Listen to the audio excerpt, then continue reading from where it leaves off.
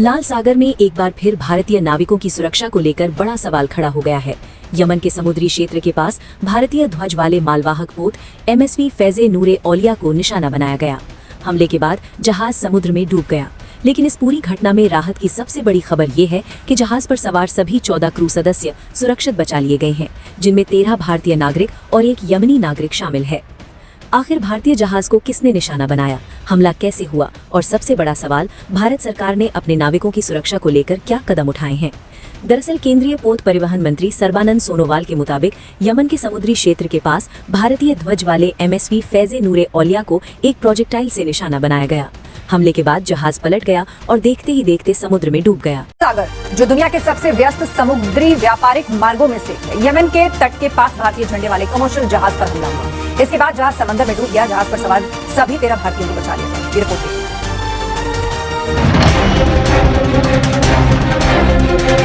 लाल सागर में भारतीय जहाज पर हमला। इस वक्त की बड़ी खबर यह है कि लाल सागर में भारतीय जहाज पर हमला हो गया है। हमले के बाद यमन तट के पास जहाज डूब गया। जहाज पर 13 भारतीय जो सवार थे उनको बचाया गया है।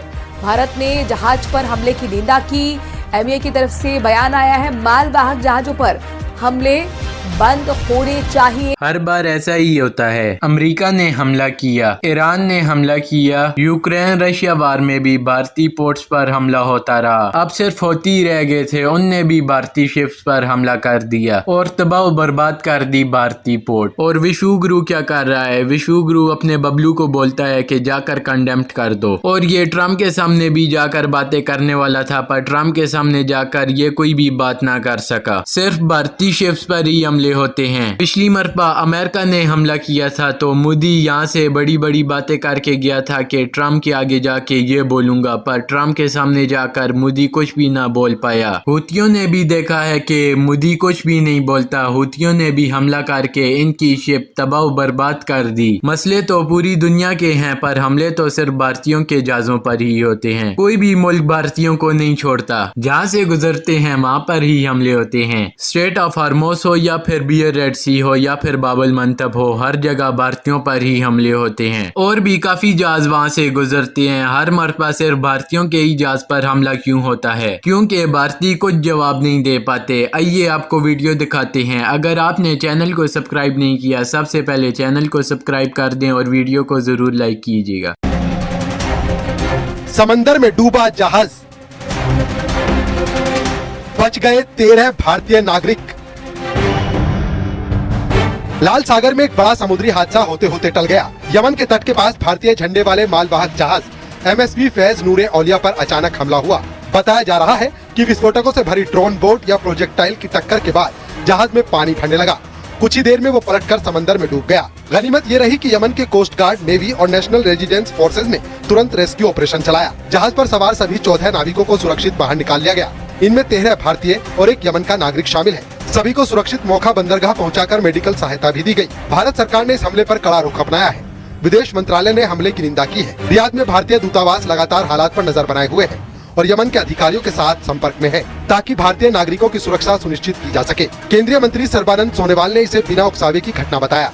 महानिदेशक समुद्री प्रशासन को सभी एजेंसियों के साथ मिलकर जरूरी कदम उठाने के निर्देश दिए गए। इस हमले के पीछे हुती विद्रोहियों का नाम सामने आ रहा है। यमन की सरकार समर्थित नेशनल रेजिडेंस फोर्सेज ने हमले के लिए हुती समूह को जिम्मेदार ठहराया है। 2023 से गाजा युद्ध के बाद हुती समूह लाल सागर से गुजरने वाले कई व्यापारी जहाजों पर मिसाइल, ड्रोन और ड्रोन बोट से हमला करता रहा है, जिससे दुनिया के सबसे अहम समुद्री मार्ग की सुरक्षा चुनौती बन गई है। Bureau report, news 18।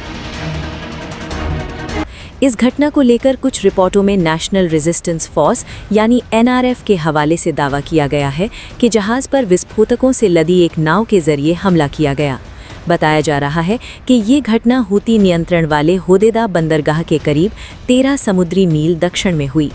हालांकि हमले के इन दावों पर हुती विद्रोही समूह की तरफ से अभी तक आधिकारिक प्रतिक्रिया सामने नहीं आई है, इसलिए हमले के जिम्मेदार पक्ष को लेकर तस्वीर पूरी तरह साफ होना अभी बाकी है। लेकिन इस घटना के बाद सबसे पहले सवाल उठा जहाज पर मौजूद भारतीय नाविकों की सुरक्षा का। जानकारी के मुताबिक जहाज पर कुल 14 लोग सवार थे। इनमें 13 भारतीय और एक यमनी नागरिक शामिल था।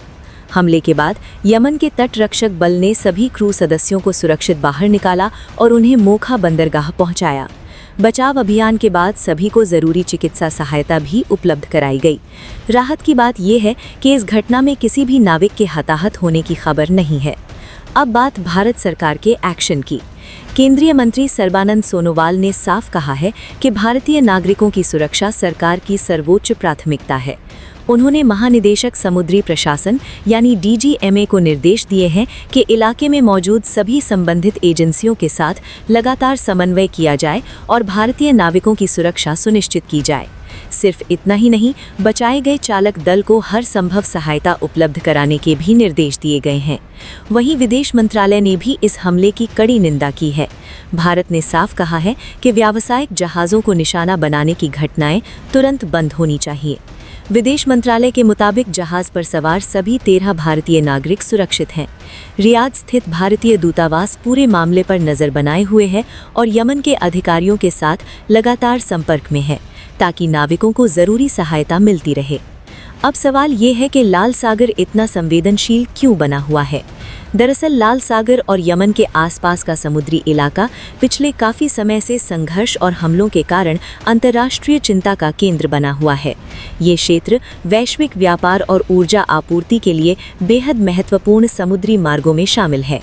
ऐसे में किसी भारतीय जहाज पर हमला केवल एक जहाज की सुरक्षा का मामला नहीं है, ये सीधे तौर पर भारतीय नाविकों की सुरक्षा, समुद्री व्यापार और अंतर्राष्ट्रीय शिपिंग रूट्स की सुरक्षा से जुड़ा हुआ मुद्दा है। फिलहाल राहत ये है कि 14 नाविक सुरक्षित हैं, लेकिन जहाज के डूबने की घटना ने एक बार फिर ये सवाल जरूर खड़ा कर दिया है कि लाल सागर में गुजरने वाले व्यापारिक जहाज आखिर कितने सुरक्षित हैं। इस वक्त की बड़ी खबर यह है कि लाल सागर में भारतीय जहाज पर हमला हो गया है। हमले के बाद यमन तट के पास जहाज डूब गया। जहाज पर 13 भारतीय जो सवार थे उनको बचाया गया है। भारत ने जहाज पर हमले की निंदा की।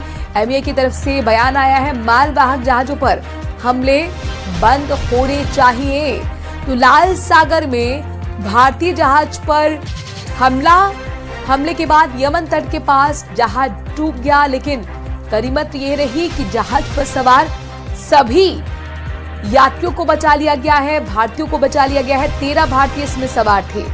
भारत ने जहाज पर हमले की निंदा की है और MA की तरफ से साफ तौर पर कह दिया गया है, यानी मिनिस्ट्री ऑफ एक्सटर्नल अफेयर्स की तरफ से कह दिया गया है कि मालवाहक जो जहाज हैं उन पर हमला नहीं होना चाहिए, उन पे हमले बंद हो।